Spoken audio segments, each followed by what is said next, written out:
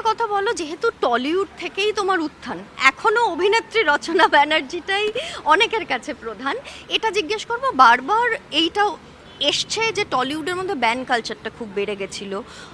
অরূপ বিশ্বাস, স্বরূপ বিশ্বাস, তারা যেরকমভাবে কর্মপদ্ধতি এগিয়ে নিয়ে যাচ্ছেন সেটা নিয়ে অনেক সমালোচনা হয়েছে। তোমার সেটা নিয়ে কোনো অবজারভেশন আছে কিনা একদম অভিনেত্রী হিসেবে? দেখো, আমার সবসময় দেখো, আমরা যবে থেকে আমরা অভিনয় করি, এত বছর ধরে আমরা অভিনয় করেছি, আগে তো এগুলো ছিল না, এটা তো মানতেই হবে। বিগত 15 বছর আগে তো রাজনৈতিক কোনো দল এসে কিন্তু ফিল্ম ইন্ডাস্ট্রি চালাতো না, এটাই ফ্যাক্ট।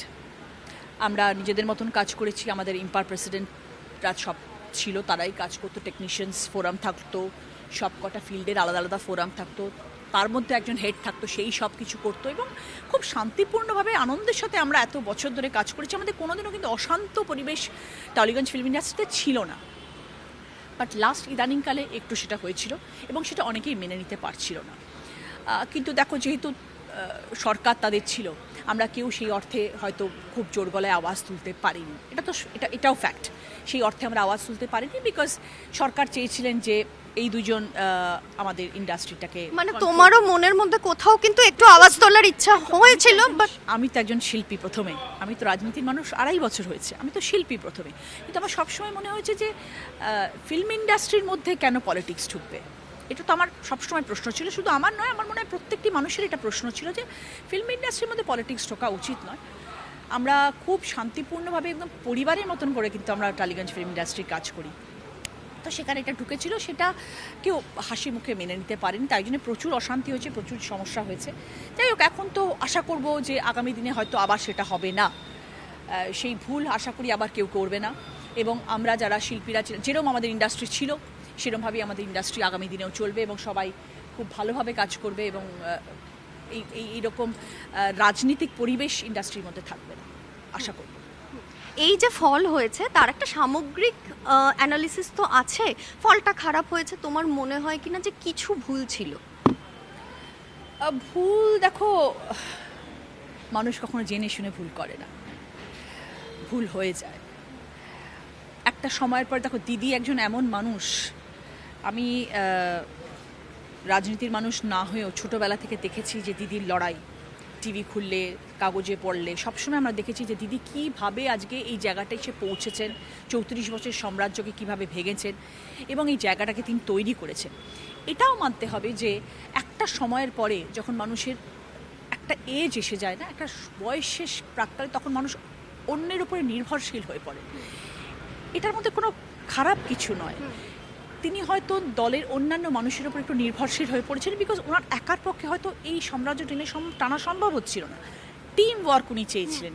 সেই জায়গাটা আমার মনে হয় কোনো একটা জায়গা হয়তো ভ্যাকিউম এসে গেছিল, কোনো একটা জায়গায় দিদির বিশ্বাস, দিদির আস্থা,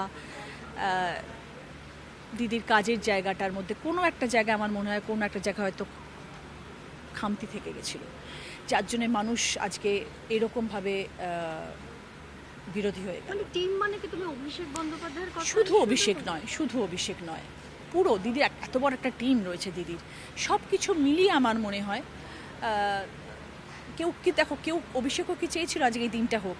আমরা তৃণমূল কংগ্রেসের যারা কর্মী তারা কি কেউ চেয়েছিলাম যে এই দিনটা আসুক? এই দিনটা আসবে যদি আমরা জানতাম তাহলে কি আমরা কেউ কখনো এরম ধরনের কাজ করতাম কি? দল কখনো এরম ধরনের কাজ করতো? কিন্তু এরম ধরনের একটা সময় এসেছে এবং অ্যানালাইসিস যদি করো তাহলে হয়তো ফিরে যদি তাকাও তাহলে হয়তো বিচার করলে হয়তো তোমার অনেক কিছু লুপহোলস নজরে আসবে, খুঁজে বার করলে অনেক কিছু বেরোবে। এবং দুর্নীতির ইস্যুটা নিয়ে বারংবার কথা হয়েছে, তোমরা কিছু তো বুঝতে পারতে, কিছু অনুভব করতে? কি আমি খুব নতুন, আমি এই বিচারটা করতে পারবো না খুব একটা, কারণ আমি অতটা দেখিনি যতটা বাকিরা সবাই দেখেছেন। হয়তো তারা অনেক কিছু রিয়েলাইজ করেছে। দেখো, একটা দলের যখন সময় শেষ হয়ে আসে তার তো একটা ভ্যালিড রিজন থাকে, তাই জন্যই সময় শেষ হয়ে আসে, এমনি তো হয় না কখনো। ভোটের কারচুপি বলো, অনেক কিছু হয়তো হয়নি আমি বলছি না, হয়তো হয়েছে, কিন্তু তারপরেও মানুষের যে এইরকম একটা টার্ন ওভার, সেটার পিছনে অনেক রিজন থাকে। সেই রিজনগুলো অ্যানালাইসিস করতে গেলে একটু সিনিয়র যারা রাজনীতিবিদরা আছেন, যারা অনেক বছর ধরে রাজনীতির সাথে যুক্ত, সেটা বিরোধী পক্ষ হোক কি তৃণমূল হোক, তারা অনেক বেশি এটার তোমাকে বিশ্লেষণ দিতে পারবে দেন আমি একদম নিউ কামার। কিন্তু আমার মনে হয় যে হয়তো দিদির নির্ভরশীলতা অন্য মানুষের প্রতি এতটা বেড়ে গেছিলো বলেই এই ভরাডুবি। পরের বার কি তুমি সাংসদের জন্য লড়তে চাও? আমি কিচ্ছু বলতে পারবো না গো, আমি কিচ্ছু জানি না কি হচ্ছে আগামী দিনে, কি হতে চলেছে আগামী দিনে। আই অ্যাম অনলি অবলাইজড এবং মানুষের প্রতি যারা আমাকে ভোট দিয়ে জিতিয়েছেন এবং তাদের প্রতি আমার একটু হলেও কিছু কাজ বাকি থেকে গেছে যেগুলো আমায় করতে হবে। তারপরে আমি জানি না আমি 29 পরে থাকবো কি থাকবো। ওকে, আর আমার লাস্ট একটা প্রশ্ন আছে, সেটা হচ্ছে যে এই যে রাজনীতি আর টলিউড দুটো সাংঘাতিকভাবে জড়িয়ে গেল, এতে সামগ্রিকভাবে কিছুটা কিন্তু ক্ষতি হয়েছে। যে বাংলা ছবির ব্যবসা আমরা দেখেছি অপেক্ষাকৃত কমেছে, আমরা অনেক সময় দেখি যে টেলিভিশন ইন্ডাস্ট্রিরও হয়তো রেটিং কমছে। মানে অনেকে বলেন যে শিল্পীদের মনটাই এদিকে চলে এসছে অভিনয় করার বদলে। এইটা নিয়ে তোমার সামগ্রিক ভাবনাটা কি, সত্যি এরকম কিছু হয়েছে কিনা, এবং সেটার থেকে ইন্ডাস্ট্রি বেরিয়ে আসুক তুমি চাও কিনা? দেখো, কে কোন আর্টিস্ট রাজনীতিতে আসবে সেটা কিন্তু তার নিজস্ব মতামত, সে আসতে চায় কি চায় না সেটাও তার নিজস্ব মতামত। কেউ খুব পায়ে বেড়ি বেঁধে তো নিয়ে আসেনি, আমাকে তো কেউ জবরদস্তি করেনি। দিদি আমায় বলেছিলেন, আমি বলেছিলাম ঠিক আছে দিদি আপনি বলছেন আমি শুনবো আপনার কথা, এটা বলে আমি এসেছি। আমাকে তো কেউ জোর করে নিয়ে আসেনি, সেরকমভাবে আমি মনে করি কাউকে জোর করা হয় না, তাদের নিজস্ব ইচ্ছা থাকে বলেই তারা আসে। যেটা খারাপ হয়েছে, যেটা আমার বিগত এতগুলো 2.5 বছর বলো বা বিগত এতগুলো দিন ধরে আমি যারা দেখছি, আমার আগেও অনেক শিল্পীরা এসছেন যারা পলিটিক্সে জয়েন করেছেন, আমাদের ইন্ডাস্ট্রির মধ্যে থেকেই অনেক সিনিয়র অ্যাক্ট্রেসরা রয়েছেন যারা নিজেদের ইন্ডাস্ট্রির শিল্পীদেরকে বড় ছোট করেছেন। আমার সেই জায়গায় ভীষণ বড় আপত্তি। কে রাজনীতিতে আসবে কে আসবে না সেটা তার নিজস্ব মতামত, সে নিজের চায় যেটা ভালো মনে করবে সেটা করবে। কিন্তু যারা সিনিয়র অ্যাক্ট্রেসেস আছেন আমাদের ইন্ডাস্ট্রি, যাদের আমরা রেসপেক্ট করি, তারা কখনো অন্য আর্টিস্টদেরকে ছোট করে বলতে পারে না যেহেতু রাজনীতিতে এসছে। তুমি সেটা কখনো করতে পারো না। তুমি আসনি মানে এই নয় যে অন্যরা এসছে বলে তারা ছোট কেউ। আমি আমার যারা সহকর্মী যারা ইন্ডাস্ট্রিতে এসছে, আমি তাদের ফরে হয়ে আজকে এই কথাটা বলছি, কাউর কোনো রাইট নেই সেই শিল্পীদেরকে অপমান করা যারা রাজনীতিতে এসছে।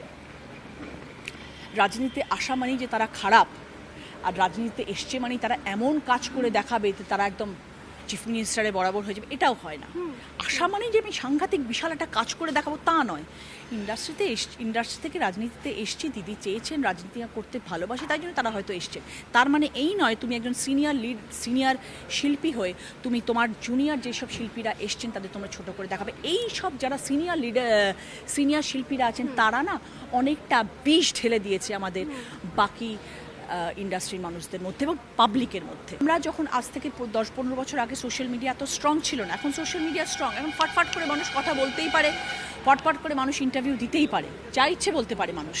কিন্তু একজন ইন্ডাস্ট্রির শিল্পী যদি অপর ইন্ডাস্ট্রিকে ছোট করে এবং সেটা পাবলিক দেখে, তাহলে সে শিল্পীর সম্মান, যে বলছে তারও সম্মান থাকে না, আর যার সম্বন্ধে আলোচনা করছে তারও সম্মানহানি হয়। এইটা কিন্তু আমাদের ইন্ডাস্ট্রির একটা বিশাল বড় মাইনাস পয়েন্ট।